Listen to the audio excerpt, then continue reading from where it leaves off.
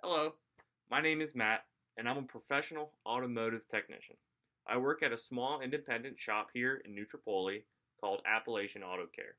We are a general maintenance facility, so we're doing inspections, oil changes, brakes, suspension, and we also specialize in modifying and lifting custom off road vehicles such as Jeeps, Toyotas, and so on.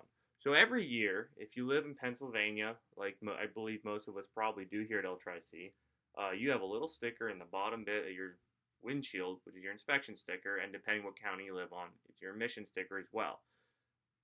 I do these every single day. It's the bread and butter of what we do. So for every year, owners come to get their cars inspected on an annual basis.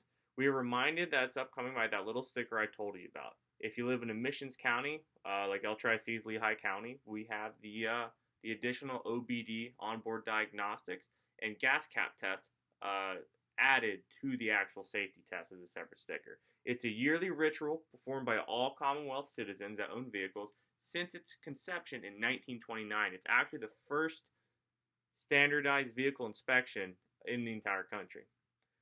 While it can be a reassuring visit for most motorists, it all too often becomes an expensive one for some, depending on the condition your vehicle's in. So, as an automotive technician, performing inspections is something I do every day. These inspections are many times just a checkup on vehicles that our shop regularly maintains. We're changing the oil on them regularly. We know the condition they're in. And there's no real surprises to the customers. However, very often, almost every day, I find major safety issues such as loose ball joints, blown struts, even brakes completely worn out. Folks don't even know about it. Many drivers aren't even aware of the danger they're in until I actually make them aware and tell them, like, hey, this needs to be addressed. The inspection starts when I walk out to the vehicle. I got the work order in my hand, I got your keys, I'm walking out, and I'm going to take a look. What do I see? From here, I just start scanning it. Is it leaning funny? Is it leaning to the left more than the right, front to the back? Do the tires look properly inflated? Do I see a bulge, a bubble, anything that doesn't look right? What about the mirrors and lights? Are they there? Believe it or not, that sometimes is an issue. I'll hop in, I'll record the mileage on your odometer, I'll write down the information on the back of the sticker, such as the old miles from last year and the month that it's inspected until, and all of that. And then I'll start the car, and immediately, when the car is cold, I listen for a cold exhaust leak. Many exhaust leaks aren't actually present when the car is warmed up, when everything's hot and expanded together. It only leaks when it's cold, like an exhaust manifold. So right away, we listen for anything like that, and then just generally, is the car running correctly? Is there a check engine light? Things like that. The next thing we do is what PennDOT requires us to do is a 3 mile minimum test drive to check the safe operation of the car. So we'll go drive your car. I have a specific route I like to do. And this generally doesn't fail a car for inspection, but it kind of leads me as a professional to know what might be wrong with it. I can tell if your brakes are bad. I can tell if your suspension's worn out, clunks like that. You're all going to tell that. I don't even have to look at the car. You'll tell it just from driving the car. So things that we're looking for, like I said, is brake vibrations typically is what we're going to find. Poor performance, is it steering funny? Is it pulling to one side? Things like that. Suspension clunking. And if it seems reasonably safe, I'll return to the shop, pull it in my bay, right? The next thing we do is we'll actually set up the emissions test. It's always done first. If you have a check engine light on, it'll automatically fail it. You're going to have that fixed for emissions. That fails about a quarter of all the cars that I inspect. So for Lehigh, Berks, and Northampton counties, you're going to get that onboard diagnostics and a gas cap test. If you live in Schuylkill, Carbon, or Monroe, you actually don't get emissions at all. You're just getting that one safety sticker put down onto your little windshield. So we'll run the emissions test, and then after it's passed, I'm going to verify that your headlights, turn signals, fog lights if your vehicle has them, and brake lights are all working properly. They obviously all have to for inspection. I'll pop the hood open and we'll check underneath. Now, believe it or not, for inspection, there's not too many failable items underneath the hood. The main thing I'm looking for, and I actually just failed the car yesterday for it, is oil leaking from the top of your engine onto your exhaust. Obviously, that presents a fire hazard, and you can typically smell that. You'll smell the burning oil when you get out after the test drive, and you already know that's going to be there. It's usually a leaking valve cover, so we're going to check for that. And the other big thing we're checking for underneath the hood is that the battery's actually secured properly. A lot of people will change the battery out or have AutoZone do it, which I don't ever recommend doing. and they don't ever secure the battery properly. And the big issue with that is if you get into a car accident, specifically a rollover accident, that battery will come loose and touch your hood, and the unprotected battery post will basically just start welding, and all too often it starts a fire while you're upside down in a car. And it's generally a situation that can be avoided by me just properly securing a battery at inspection. Those are the big things we're looking at.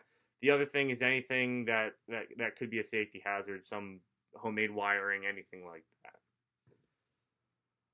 So the next thing we're going to do is get the vehicle. It's on the lift. We're going to move it up to about waist height. From here, we're getting a good look at the wheels. We're getting a good look at the tires, brakes, the rocker panels underneath. So the first thing you do is you get up to the wheel, and you'll do this at all four of them, is you're going to grab it at the 3 and 9 o'clock position, and you're going to go back and forth like this. What this is going to tell us, and ideally it doesn't move at all, but what it'll tell us is if you have a bad wheel bearing, it's going to move, or a tie rod end. The next thing is you're going to go from the noon to 6 o'clock positions and move the same situation like that. This will tell you if upper or lower ball joints are bad, or also a wheel bearing will move in all positions. Ideally, none of that move. We're going to move on. We're going to start looking at the actual brake. So you're going to take off. You're required to take off 2 wheels diagonally across the vehicle. So if it's a driver's side front, you're going to take the passenger rear. You can take all 4 if you want. If it's an older vehicle, I always do. And you're going to pop those wheels off and get a good look at the brake. Sometimes I'll pull the caliper off to really inspect what's going on in there. The minimum amount of brake you need is 230 seconds of braking material left on a disc brake, and then it's actually as well 230 seconds if you have a drum brake in the rear like many cars do. So we'll keep going around. We'll check all 4 of the wheels, get all our brake measurements, tire measurements. Tires, very often, probably the number one thing cars fail for inspection. You need to have at least also 230 seconds of tread. Unless your GVW is more than 10,000 pounds, then it's going to be 430 seconds on a steering tire in the front. So we're going to look for bubbles, any type of sidewall damage, severe dry rotting. Those will all automatically fail it. And then, like we said, 230 seconds of tread. If not, I'm going to recommend you get tires put on there and we'd fail the vehicle. Usually not that big of a deal. Most folks are always willing to typically get tires.